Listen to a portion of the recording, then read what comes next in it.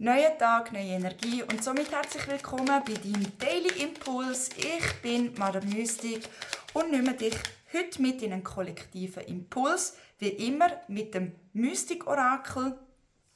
Kollektiv heisst so viel wie nimm das raus, was für dich stimmig ist und was mit dir resoniert. Und falls du dich nicht angesprochen fühlst, ist das nicht so wild, dann bist du vielleicht beim nächsten Mal dabei. Ich würde mich über ein Like, einen Kommentar und ein Abo sehr, sehr freuen. Danke vielmals für deinen Support. Und falls du kein Video mehr verpassen willst, dann aktiviere doch sehr gerne die Glocke. So, und die Karten fallen.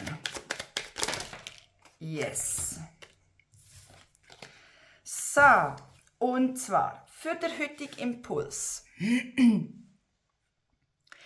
Heute geht es einmal darum, alle Wiederholungen genau unter die Lupe zu nehmen.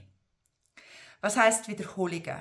Es gibt Sachen, die ständig immer wieder kommen und man muss sagen, wieso jetzt schon wieder? Wieso immer noch? Jetzt habe ich es doch schon 1000-mal durchgecatcht und es kommt wieder. Die immer wiederkehrenden Scheiß-Themen. Da, die Wiederholungen.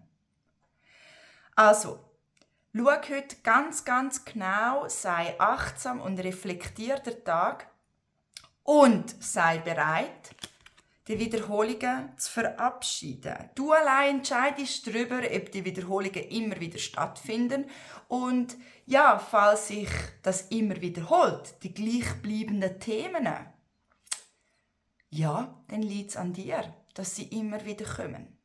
Du hast heute die Möglichkeit, endlich etwas loszulassen und in eine absolute Freiheit zu bringen. Entscheide dich aber auch dafür. Es ist immer ein Entscheid. Mach es nicht vom Aussen abhängig, dass sich das Aussen oder die Situation selber verändern. Wenn du eine Veränderung willst, dann fang bei dir an. Wenn dich etwas stört, dann verändere dich selbst. Deine Einstellung oder wie auch immer, alles, was es halt benötigt, sei es der Umgang damit und so weiter und so fort. Das Leben spiegelt uns nur das, was wir selber sind. Und wenn wir es nicht